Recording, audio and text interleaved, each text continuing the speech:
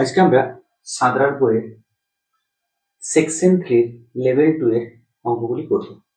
তো প্রথমে আমরা 32, 33, 34 এই তিনটা অঙ্ক লিখে রেখেছি। তো প্রথমে 32 এর অঙ্কটা করছি। 32 এর অঙ্কটার ক্ষেত্রে আমি প্রথমে অঙ্কটা একবার লিখছি। 32 কি লেখা আছে? A B C square B square C square BC C A B. তাহলে প্রথম যে ব্যাপারটা ঘটবে যে আমি এই প্রথম স্তম্ভের সঙ্গে এ গুণ করব, দ্বিতীয় স্তম্ভের সঙ্গে বি, আর তৃতীয় স্তম্ভের সঙ্গে আমি সি গুণ করব। তাতে কি হবে? এখানে এবিসি, এখানটাও এবিসি, আর এখানটাও এবিসি চলে আসবে। তাহলে আমরা এখানে করব কি না, এ স্কোয়ার বি, সরি এদিকটা প্রথম করছি, এ স্কোয়ার এ দিয়ে গুণ করছি প্রথম স্তম্ভটাকে। তাহলে A square A cube A B C, B square B cube A B C, C square C cube ABC. তাহলে এখান থেকে আমরা লিখতে পারি যে যেহেতু এবিসি গুণ করছে, আরেকটা জিনিস, হ্যাঁ এবিসি যেহেতু গুণ করছি, তাহলে আমরা 1/ABC এটা আমরা বাইরে লিখতে হবে, কারণ নাহলে এবিসিটা তো আমরা হঠাৎ করে পেয়ে যাবো না। তাহলে যেটা গুণ করেছি সেটা ভাগও করে দিচ্ছি। তাহলে এখান থেকে লিখবো যে C1 C2 C3 কে যথাক্রমে এ বি সি দ্বারা গুণ করে পাই। দেখো এগুলো তোমাদের লেখার দরকার নেই, মাল্টিপল চয়েস কোশ্চেন, কিন্তু প্রথমবার যখন তোমরা অঙ্কটা করবে তাতে করে তোমাদের খাতায় এগুলো লেখা থাকবে, নাহলে তোমাদের অসুবিধা হতে পারে। তাহলে এরপরে দেখো আমি এই তৃতীয় সারিটা থেকে এবিসি কে কমন নিয়ে নেব। তাহলে কি হয়ে যাবে? এবিসি বাই এবিসি কি পড়ে থাকবে না, A square B square C square A cube B cube C cube 1 1 1। তাহলে এখানে দেখো আমরা লিখবো যে R3 থেকে, মানে 3 নম্বর সারি থেকে R3 থেকে এবিসি কমন নিয়ে পাই। তাহলে এখানে দেখো এরপর আমরা যেহেতু এরকম পেয়ে গেছি, তাহলে আমি এই দুটো ওয়ানকে অলরেডি জিরো করে দিতে পারবো। কিরকম ভাবে দেখো না, এটা লিখবো আমরা C2 dash equal two C2 minus C1, মানে এই স্তম্ভটা থেকে এই স্তম্ভটাকে বাদ দেবো, আর C3 dash equal two C3 minus C1। আরেকটা জিনিস, যখন আমরা বিয়োগ করবো এরকম, তখন যে কোনো একটা স্তম্ভ থেকেই আমরা বিয়োগটা করার চেষ্টা করবো, তাতে করলে আমাদের সুবিধা হবে ক্যালকুলেশন। এখানে কি পড়ে থাকবে? এ স্কোয়ার এ কিউ 1, এই স্তম্ভটা থেকে স্তম্ভটা বিয়োগ করছি, তাহলে B square minus A square B Q minus A Q 0, C square minus A square C Q minus A Q 0।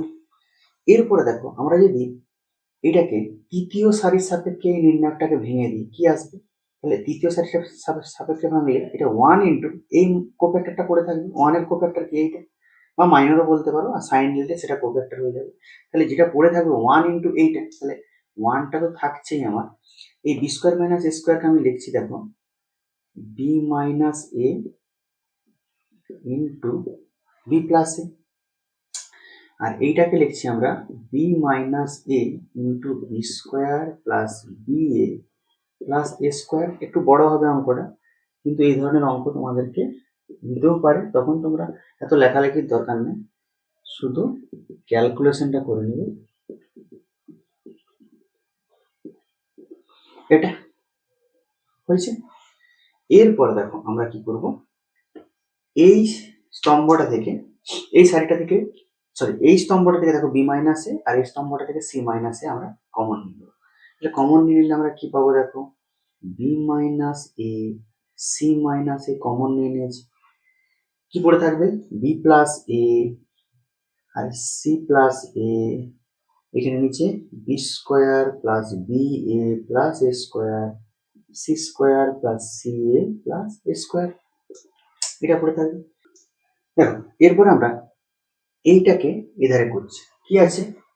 B minus A C minus A, আচ্ছা গুণটাকে আমি এই নির্ণয়টাকে ভাঙলে কি আসবে? দেখো B C square plus B C A plus B A square plus A C square plus A square C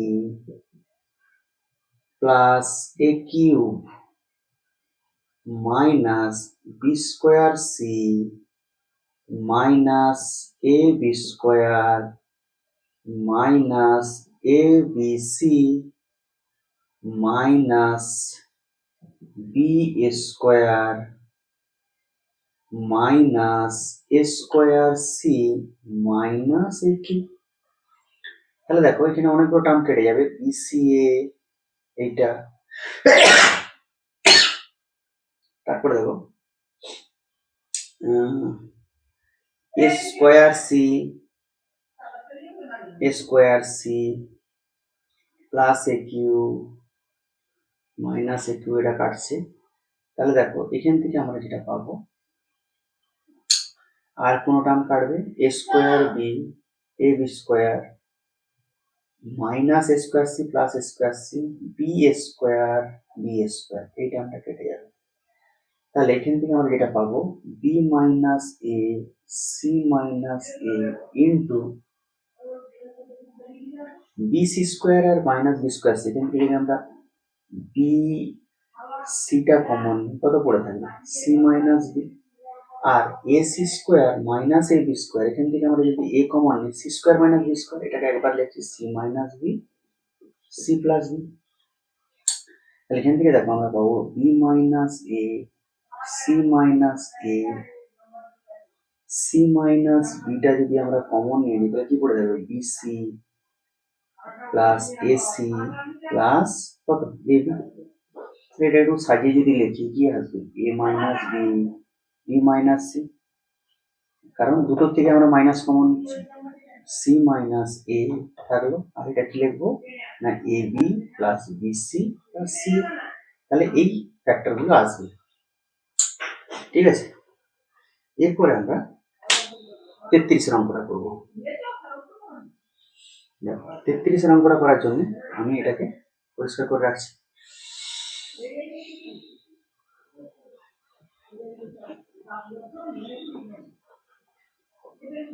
একটু বড় অঙ্ক হলো। 33 অঙ্কটা করার জন্য ডাইরেক্ট আমরা কি করব, এখান থেকেই লিখছি। তাহলে এর উৎপাদক চেয়েছিল, আমরা এটা সমান দিয়ে লিখছি।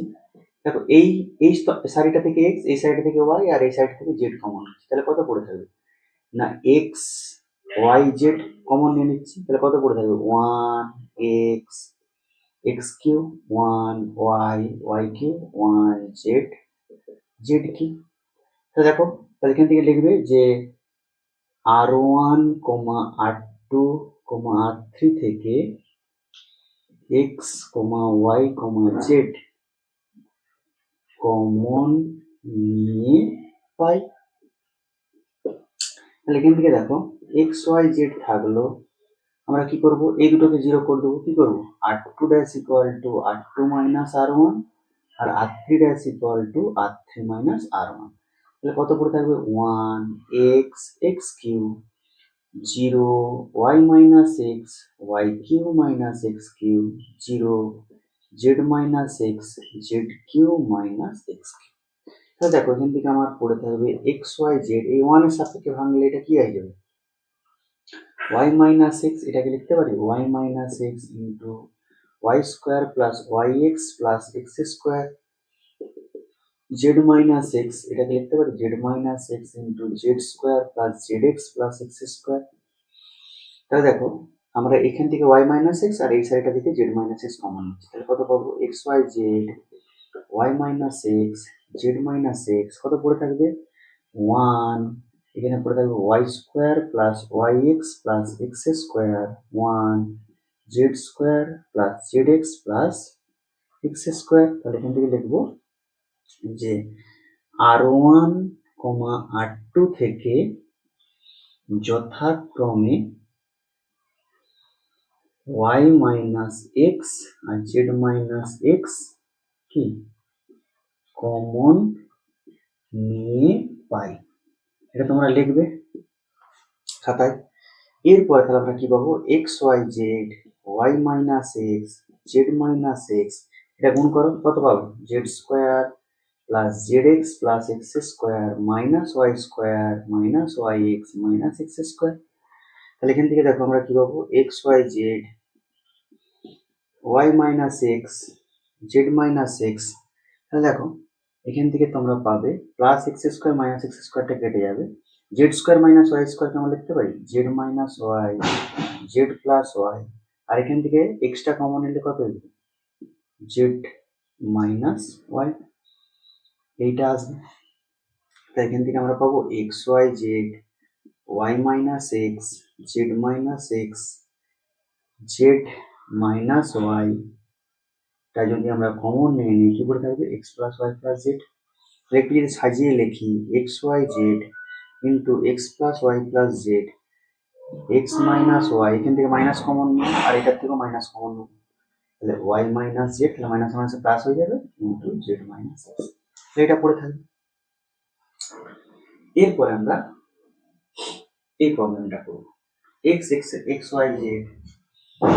তাহলে এটাকে পরিষ্কার করে নিচ্ছি।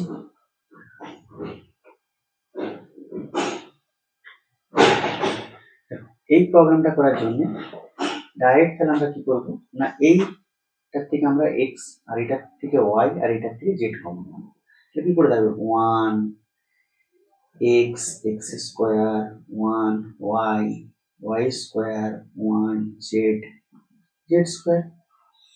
তাহলে দেখো এইটার সময় আমরা কি পেয়েছিলাম, এটা কি লিখবে যে আর ওয়ান কলাম থেকে কমন দিচ্ছি আমি, C1, C2, C3 থেকে যথাক্রমে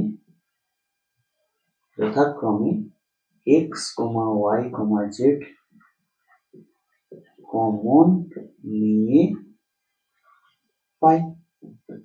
এটা আমরা লিখবো C1, C2, C3 থেকে x, y, z কমন নিয়ে পাই। এরপরে দেখো আমরা এটাকে যদি ভেঙে লিখি কি আসবে না, পার্সেন্টটা লিখবো, এটাকে জিরো করবো এটাকে জিরো করবো, তাহলে C2 dash equal two C2 minus C1 C3 dash equal two C3 minus C1। এটা লাগাবো, তাহলে কত আসবে 1 0 0 x x স্কোয়ার ফিক্সড থাকলো y minus x z minus x y square minus x square আর z square minus x square. তাহলে এখান থেকে আমরা কি পাবো না এক্স ওয়াই জেড, এই সারির সাপেক্ষে যদি ভাঙি এই মাইনরটা পড়ে থাকবে, তাহলে কি পড়ে থাকবে না y minus x Z minus x, এখানে y minus x y plus x, এখানে জেড মাইনাস এক্স আর কত জেড প্লাস এক্স।